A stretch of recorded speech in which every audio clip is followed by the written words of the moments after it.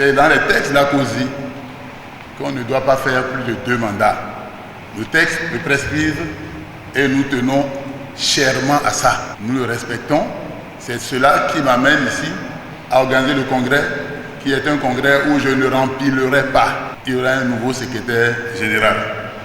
Une déclaration solennelle faite en présence des secrétaires généraux des centrales et confédérations syndicales sœurs. C'est à l'ouverture des travaux du 5e congrès statutaire de la COSI Bénin. Le secrétaire général Noël Chadaré s'est réjoui du travail abattu et se retire du monde syndical après plusieurs années de lutte pour le plein épanouissement des travailleurs béninois.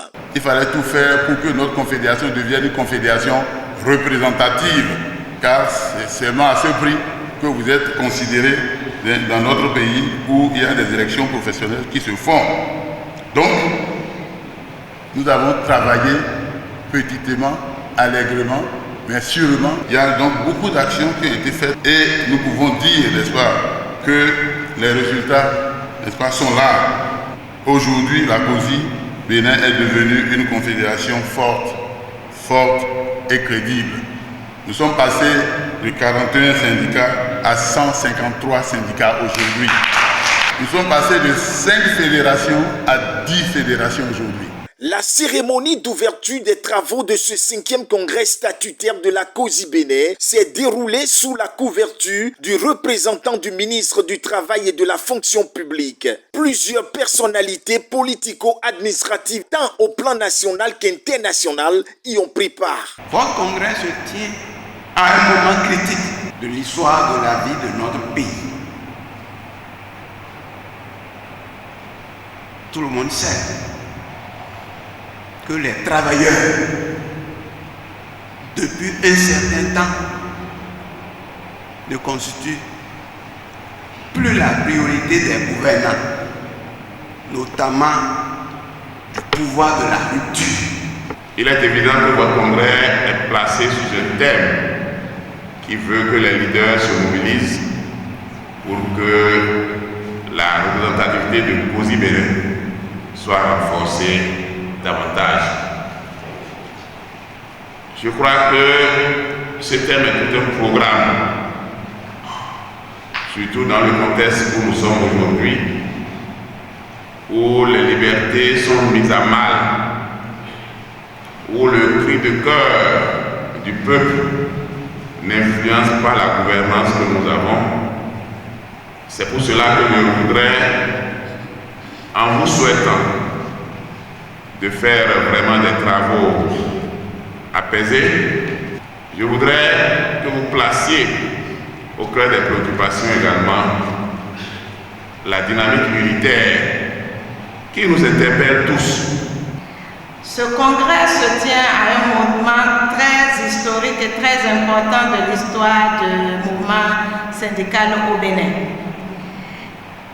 Quand on sait que les grands hommes ne quittent jamais le navire, je vais prier le camarade Noël Chadaré et les SG ici présents qui ont passé le témoin et qui, de par leur présence, continuent par marquer l'histoire du syndicalisme au Bénin, de ne pas abandonner la nouvelle équipe et de continuer par leurs conseils avérés et stratégiques, de les aider à continuer à porter haut et fort le flambeau de la COSI Bénin.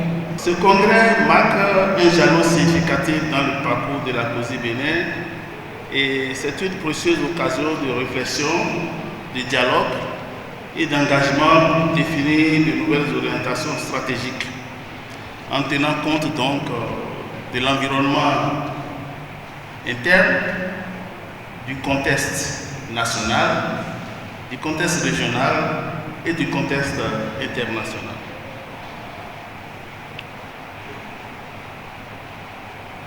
Ici, je voudrais réaffirmer au nom de CRD International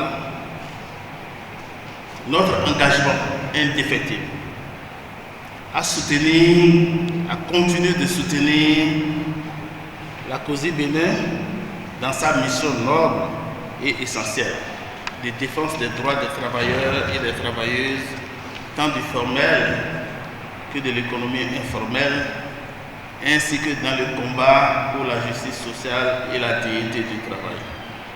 Votre congrès se tient à une période difficile pour le mouvement syndical ouvrier à travers le monde.